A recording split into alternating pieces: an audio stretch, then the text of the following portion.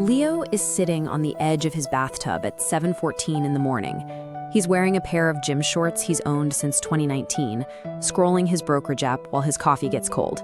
He checks this app every morning, but today, the number on the screen crossed into 7 figures, $1 million invested. Leo doesn't cry. The word's original economic punch. Real-world data from 10,000 modern millionaires shows they aren't driving leased BMWs. Instead, they drive 10-year-old Hondas and Toyotas. Most of the people screaming about their wealth don't actually have it, and the people who have it look like everyone else on the street. The math behind the Hollywood fantasy is broken. Anyone chasing the traditional millionaire lifestyle is operating on an outdated script. Most people imagine that hitting 7 figures means they can quit their job tomorrow and spend their lives sipping coffee on a porch, living entirely off the dividend yields. This diagram breaks down the math. $1 million funneling into a 1.06% yield generates about $10,600 a year. That comes out to roughly $29 a day. You cannot comfortably eat Chipotle on $29 a day. Using the 4% rule, selling off a tiny piece of the portfolio alongside the dividends, you could pull roughly $39,000 a year. On this chart, that $39,000 is placed directly next to the federal poverty line for a family of 4. While it's a healthy supplement to Social Security, the government considers that level of income borderline poor for a small household. Then there is the tax burden. Most people build their million inside a traditional 401k, meaning the IRS essentially owns a quarter of the account. After retirement taxes, your million is really about $750,000 of spendable cash. There is also the net investment income tax. It's an extra 3.8% surcharge that kicks in once you cross a specific earning threshold. That threshold hasn't been adjusted for inflation since 2013, turning it into a stealth trap for modern investors. $1 million in a traditional retirement account is functionally a fraction of that in spendable cash. It generates an income that requires you to live like you're broke. If the math is that tight, it explains how millionaires actually feel about their money. In 2025, Northwestern Mutual surveyed people who had already crossed the 7-figure mark. This pie chart shows the result. 64% of people with over $1 million invested actively reject the label of being wealthy. The goalposts have shifted. On this timeline, the average American now pegs wealthy at $2.3 million. To feel truly financially successful, that number climbs all the way to $5.3 million. This is hedonic adaptation. Your brain is wired to normalize your current level of security and immediately crave the next tier. You spend decades chasing a number, and the minute you hit it, your brain recalibrates. The emotional letdown happens because the surrounding cost of life and your own internal expectations leveled up to meet the new balance. Charlie Munger famously argued that the first $100,000 is a brutal, mandatory grind. You must save every penny and skip every luxury to force that initial capital into existence. The median timeline for that grind is 23 years. That's how long it takes the average person to build their first million through active labor. This formula explains the rule of 72. If your million earns an 8% return, it doubles every 9 years without any new contributions or effort. This timeline compares the 2 milestones. While the first million took 23 years of labor to build, the second million arrives in just 9 years of doing absolutely nothing. The snowball effect continues to accelerate. On this graph, the portfolio hits 4 million and then 8 million in identical 9-year spans, gathering more weight on its own than you ever added by hand.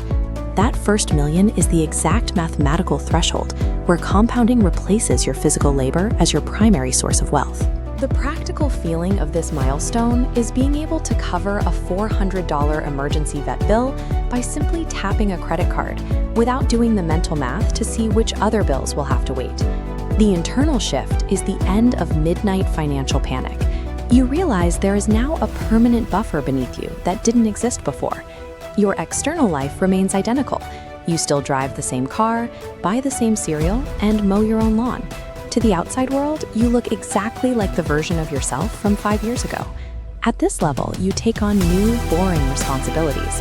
You buy $1 million umbrella liability policy because you finally have assets worth suing for, and you spend your weekends drafting wills and estate documents. The biggest threat to this security is lifestyle inflation. The moment your spending catches up to your portfolio, the freedom you spent 23 years building is quietly repossessed. Leo finished his coffee, made a piece of toast, and went to a 9 a.m. meeting. Hitting $1 million doesn't make you rich, but it buys the far superior prize of navigating life without fear. Leo is sitting on the toilet at 7:14 in the morning in a pair of gym shorts he's owned since 2019. His coffee is getting cold on the bathroom counter. He checks his brokerage app the same way you might check the weather, maintaining a morning routine he's kept up for 23 years. But this morning, there's a new comma on the screen. He officially has $1 million invested.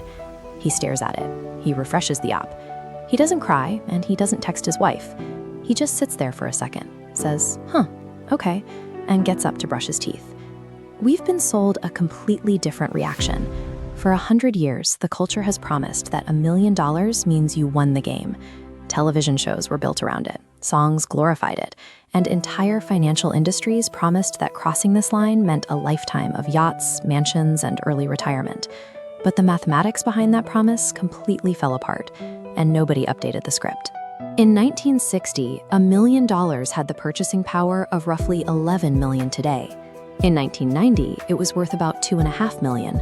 The label has quietly lost more than 90. That leaves him with $10,600 a year, giving him a daily budget of roughly $29. You cannot buy lunch and dinner at Chipotle on $29. The more realistic approach expands up to the famous 4% safe withdrawal rule. This model suggests you can pull a small percentage of your portfolio in year one, adjust for inflation, and expect the money to last 30 years. Today, conservative estimates put that at a 3.9% withdrawal rate, yielding about $39,000 a year. $39,000 is a comfortable supplement, representing roughly 1.5 times the average Social Security payout. But it also hovers right around the federal poverty line for a family of 4. A 7-figure portfolio can technically replace your paycheck tomorrow. You just have to be willing to live like you're broke to pull it off safely. This pie chart illustrates an even bigger structural catch. If that million is sitting in a traditional 401k, the IRS has essentially been living in your account rent-free for decades. When Leo pulls that money out in retirement, it's taxed as ordinary income at a blended rate of around 25%. He doesn't have $1 million spendable dollars. He has about $750,000. Look at the difference when we compare that to a post-tax Roth account. The traditional balance shrinks under the delayed tax burden, while the Roth balance remains a true no-strings-attached million. Seeing the identical 7-figure number on a screen hides a massive discrepancy in actual spending power. It gets worse when you factor in the net investment income tax. This adds a 3.8% surcharge on investment income for single filers crossing a $200,000 threshold. Because that threshold was set in 2013 and never indexed for inflation, stealth bracket creep quietly penalizes more investors every single year. When you run the actual math of withdrawing that money, it perfectly explains recent survey data from Northwestern Mutual. They polled actual US millionaires, and almost 2/3 of them flat out rejected the label. They do not consider themselves wealthy. This is hedonic adaptation in action. Our brains constantly adjust our expectations to match the rising cost of our surroundings. Because the bar for a comfortable life has moved so far, average Americans now report it takes $5.3 million to feel financially successful. Decades of inflation strip away the purchasing power, the tax code takes a delayed cut, and your own psychological goalposts sprint further down the field. Mathematically and psychologically, crossing the initial $1 million line is designed to feel a little hollow. Crossing the 7-figure mark moves the focus from what the money can buy to the specific leverage that a large pool of capital provides. Charlie Munger frequently pointed out that accumulating your first major pool of capital is violently difficult. You have to walk everywhere, clip coupons, and skip luxuries, because building that initial mass of money requires grinding, manual sacrifice. With this much capital, the growth of the account is no longer dependent on your ability to work. You can use the rule of 72 to find the exact number of years it takes your money to double without any further contributions. This exponential curve shows how aggressively the timeline shifts. It takes the median investor 23 years of consistent contributions to build the first million. But assuming an 8% return, that account doubles to $2 million in just 9 short years, doing absolutely nothing. The jump from $2 million to $4 million takes another 9 years. The initial million is a down payment on a machine. You spend your entire adult life pushing a snowball uphill, and the reward is watching it crest the ridge and roll down the other side, gathering more mass autonomously than you ever added by hand. In your everyday life, the effects of this compounding machine are incredibly quiet. It looks like a $400 emergency vet bill to the dog, and you just hand over the credit card. It looks like your mom's water heater dying, and you instantly transfer her the cash to fix it without calculating your budget. From the outside, nothing changes. You drive the same dented Toyota, you still buy generic cereal and mow the lawn on Saturdays. The profound shift happens entirely in your head.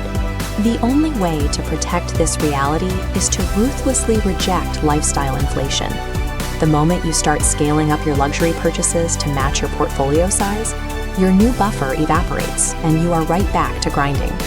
Keep your expenses static, and the 2 a.m. background noise of financial panic goes completely silent.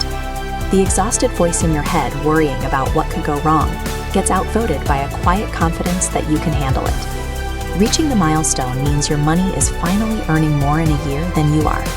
You keep the deadline at work because you have a project to finish, but you do it without the fear that used to drive your choices. That silence is truly the finish line.